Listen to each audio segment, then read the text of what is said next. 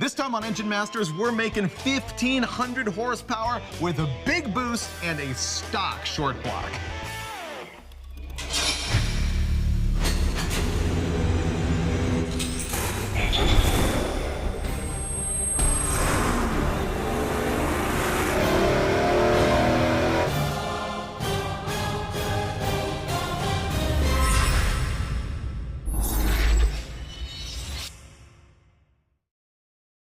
This is Engine Masters presented by AMSOIL, where this time, this whole shebang was not my idea.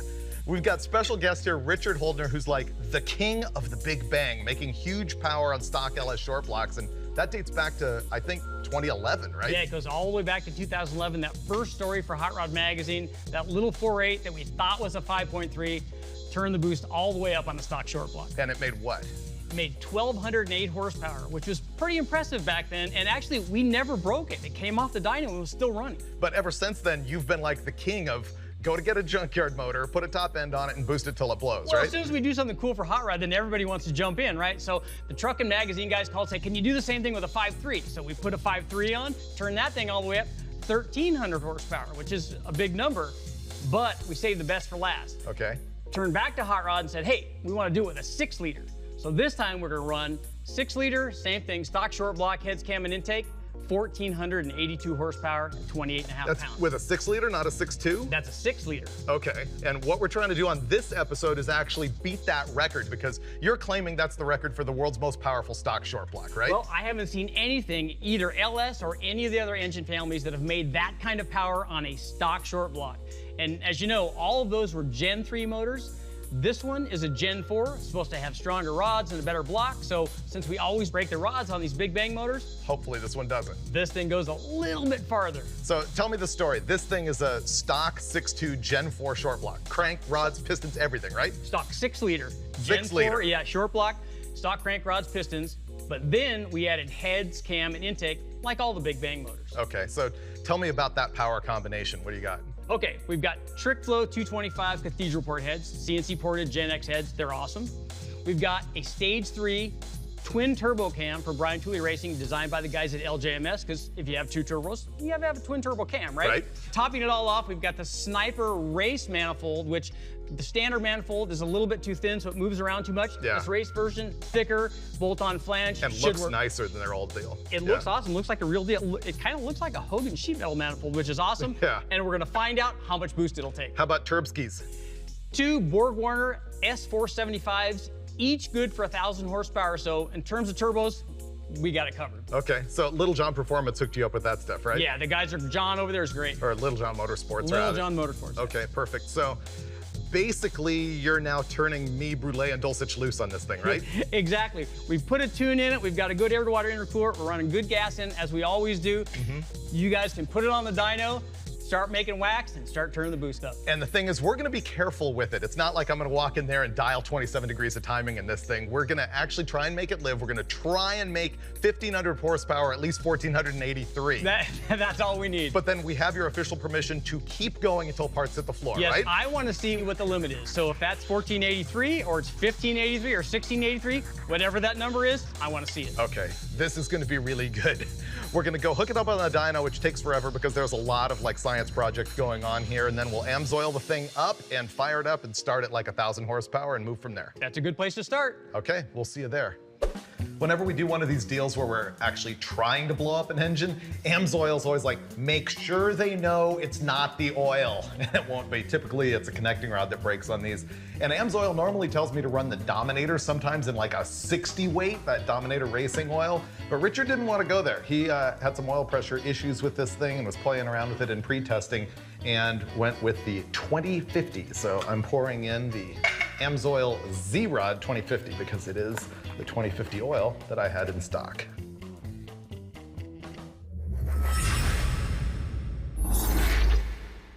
Well, you guys know the deal, right? It's not our engine, so go hog wild. I feel like you guys decided to go run over somebody's dog and designated me the driver. Oh no, for some reason when we put nitrous on the 305, I felt like I was shooting a puppy. This, I don't care. So really? It's a complete Junkyard short block, stock crank, rods, pistons, even the rings are stock.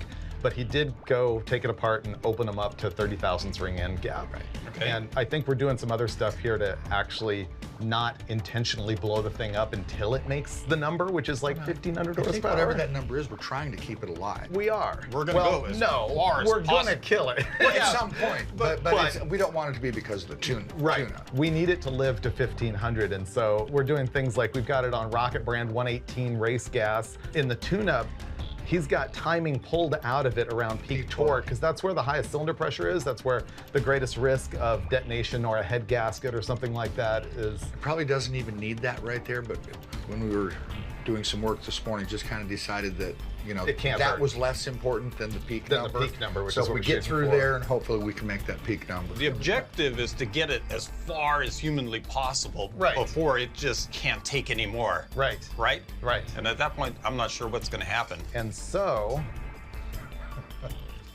I'm bringing it back, boys. Wow. Oh. This is gonna be the highest peak horsepower number on a pass where it survives. So Okay. not Okay. not like a peak number right before parts fall out, but a pass where it survives. Hey, Freiberger, can you peel off another 20 for me? And No. I'll take it off your tab. So, here.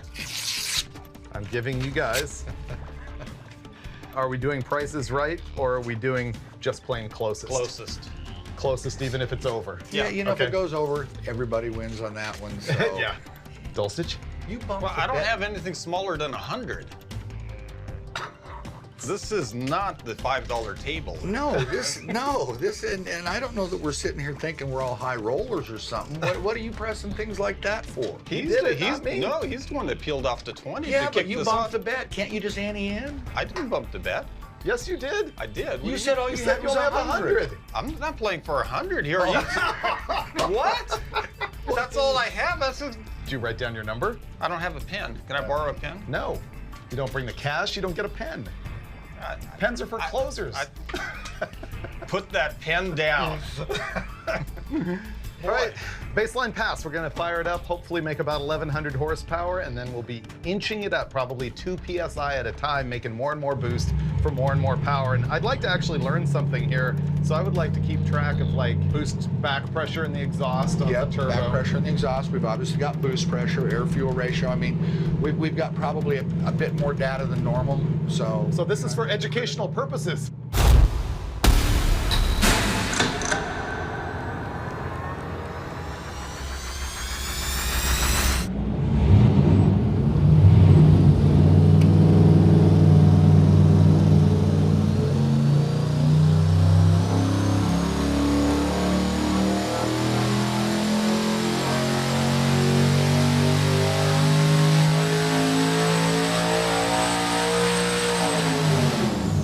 Boom, 1,150 horsepower right off the bat. That looked pretty effortless. I know. Turbos are good. So that was 1,150.1 horsepower and 908.6 pound-feet of torque. What was the maximum boost on that run? 16 pounds of boost at peak right there, right at the very, very top. The thing is still climbing in power at 7,000 RPM. We're just sort of shutting it off that point because RPM is a danger. If we get to the point where it's making like 1,475 horsepower, you can bet we'll run more RPM. But for now, 7,000. 16 pounds of boost is nothing. We got a long way to go. Uh-huh. It'll be really interesting to watch how the boost affects the power. Like right now, we add 2 pounds, it might make 100 horsepower or 50. Right. Later on, you add 2 pounds, it might only make, 75 or 40. It'll come down a little bit as the efficiency drops. They call that the law of diminishing returns. Yeah. Yeah. Let's go let Richard look at his baby and see how many turns he wants us to put in it. All right. How much are you gonna go on this step? I think we'll go up like 2 turns and kind of see where that is. That should give us another couple of pounds, and then, each is 30 or 35 horsepower pounds. So. Tell everyone about, wastegates, blow-off valves. All right. Well, we've your got boost stainless controllers. headers feeding a pair of turbos, because if one turbo is good, obviously 2, twice as good. Each turbo is feeding a single intercooler, but it's a dual core, dual pass intercooler. We've got wastegates for each one of the turbos. Right now, they're running on the springs. It's all controlled, and all we got to do is adjust our little bleed valve as we do that. More boost, more fun, more power. Explain, though, how the organized leak is going to increase boost pressure. Okay, well, the way the wastegate works is its supplied boost pressure. That opens the valve up, that allows exhaust to escape out, and that lowers the boost pressure. If we trick some of that flow by putting a metered leak in it, now it thinks, oh, I'm not getting as much boost, so therefore I have to stay closed longer, so then the boost goes up. So as we keep screwing that thing out, we get more and more leak, more and more boost. Well, let's make the screw fall out. Also, we got an intercooler going on here with ice water flowing through it, and we're maintaining the ice at every pull. We're like dumping a new bag in, and you're gonna pull some of this water out so we can chill it down. More ice, less water, more cool, more power. Should we adjust? You can adjust. All right. Step 2, 2.5 more turns. That's it. Go. I don't know what to tell you. Nothing else to add. Nothing else. It's like 1150, so easy. I think we'll go 1200. 1250. Yeah, exactly.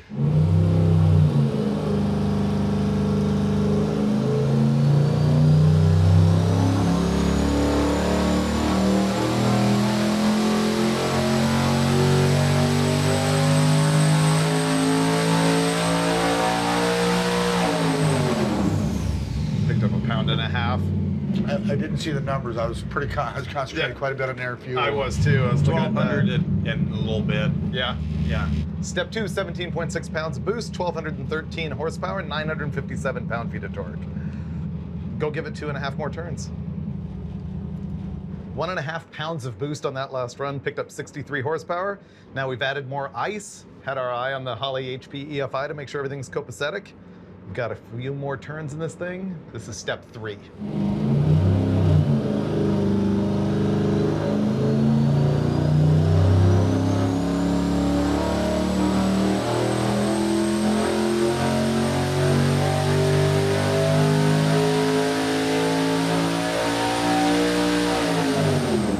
Did you see the torque? No, I was watching the oil pressure because I knew Steve was Oh, it watching blew that. past the 1,000 foot-pounds like Oh, nothing. easy.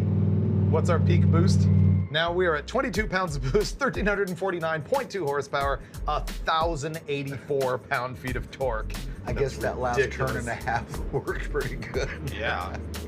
So we picked up 4.4 pounds of boost in order to pick up 136 horsepower. So Well, it's got some legs left, it's isn't still it? tracking pretty nice. Unless it breaks. Well, let's step it up. All right, There's nothing to think about. It's not like, oh, should we throw 3 jets in it? Do you want to retard the much cam? time do you think Different we get? carburetor? It's Yeah, just go turn the screw. Ready? I'll sit here while one of you guys handle it. okay. Relax. I'll Yeah. handle it. How do you like boost now, Dulcich? I'm loving it. Yeah. Yeah. How about you? Can we stop and go put forged pistons and rods in it now? No. Why would you do that? Okay, this is going to be step 4, 1.5 more turns on the boost controller.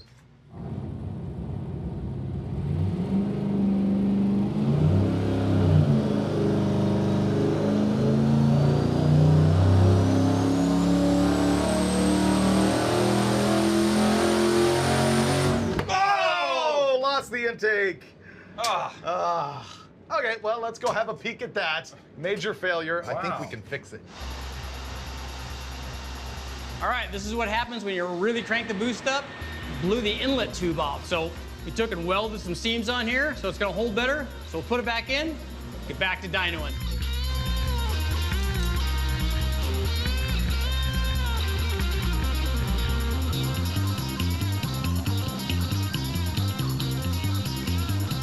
This is going to be test 4.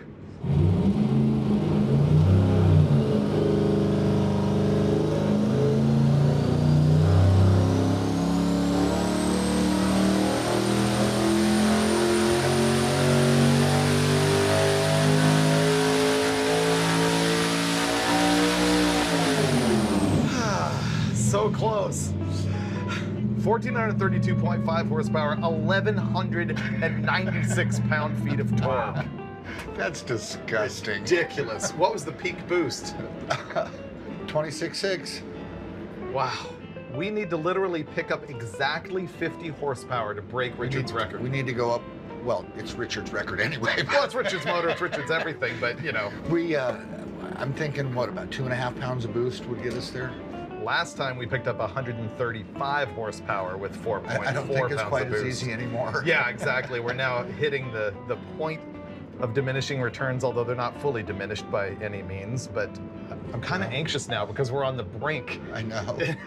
It's on us to either succeed or fail. Now's when we're actually kind of getting cautious. We got 1.5 more turns. We only need 50 horsepower, and you're pulling timing at peak torque in order to try and kill that, peak cylinder pressure and make the thing live. You can't take too much away, but it's Yeah. down there. It's down there like 15, 16 degrees through peak torque. Yeah, and you so- can't make it 10, right? No. So, okay, all right. All it needs is 50.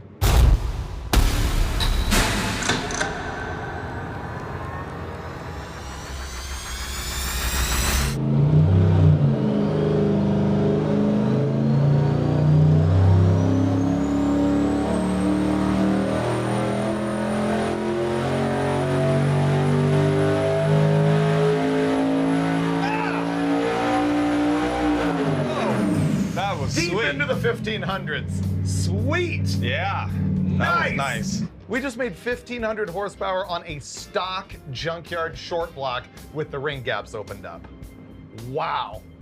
So, the final answer on run number 5, breaking the law, breaking the record, 29.2 PSI, 1,543.4 horsepower, and 1,255.6 Look how pound-feet sweet torque. that is. And it's actually, God, looking like it it's just happy. doesn't look like there's any distress. It got it's better. just like, okay. What, you want 16? So 1543, which is enormous, and we planned on going further and actually blowing this thing up, or at least trying to make 1,600 plus, but we've hit a wall. Here's the problem. We're making 29.2 pounds of boost, which means we are out of map sensor. Map sensor, manifold absolute pressure, and what we've got it on is a 3-bar unit, and 1 bar is what you would consider to be 0 PSI. 2 bar is 14.7, and we are now at the limit of our 3-bar sensor, which is essentially 30 pounds. And so it needs that sensor in order to be able to modify both the fuel curve and the ignition timing in order to not blow itself up if we go to higher boost, and we don't want to blow it up that way. If we're going to blow it up, we wanted to do it with power, not with just a tuning mistake. We're actually a half a pound past the end of the map sensor. Yeah, we we were are. just at the top of Officially. it. Done. Who could have seen that coming? 4-bar map sensor for a bone stock short block. Well, the upshot is this thing's still gonna live. Yeah, it's gonna live, and it made 1,543 Sick. horsepower, which these days you're like immune to stuff like that because so many people are making so much power, but that's ludicrous. See, that's like a double win. I There mean, is it's- one downside. What? The envelope, please. Oh, I know. I had said that our best pass before it blew up would be 1643. 1620. 1532. Finally, Brulé wins. He wins it on a map on sensor. a technicality. A total technicality. Oh man, I feel kind of shafted. We need to have a rematch someday. No, we absolutely do. I mean, it's really for me, it's a triple win. Why? New record. Not cleaning up Got the the floor. money, and not cleaning up the floor. Right, exactly. Okay, well, we're done with you then. All let's right. let's go find Richard and wrap this thing up. See what he thinks. 1543. There's just so much. I have a lot of feelings about this, but first of all, thank you for letting us have this story. Oh, anytime. Hey, a day on the dyno with turbos, that's awesome. It is. It's pretty amazing. I guess I want to talk about, I don't know, how realistic you think this is and what you think the internet reaction is going to be. Oh, we know both of those, right? I mean, Yeah. there's no way it's realistic to put in a car like this because we're wait a trying minute. to. I had this argument with you once, and you were like, "Oh no, guys are doing it everywhere." But I would run this. 1,000? Yeah, at 1,000 horsepower, I think guys go out and run it all the time at that kind of power level. Yeah. But when we're trying to get to the breaking point where we're talking about this may last for 1 run or 2 runs, it's just not realistic to go out and try to run it like that. So, what point does it really prove? I guess is the question then. Well, for me, what I wanted to do when this all started was I wanted to find out what is the breaking point of the motor, like how much is the maximum it can stand. And that's what we did with that first story way back when. So now we wanted to find out what that breaking point was with a Gen 4 version, which we didn't kind of find out. We got to a big number, but we didn't get to the breaking point. Right.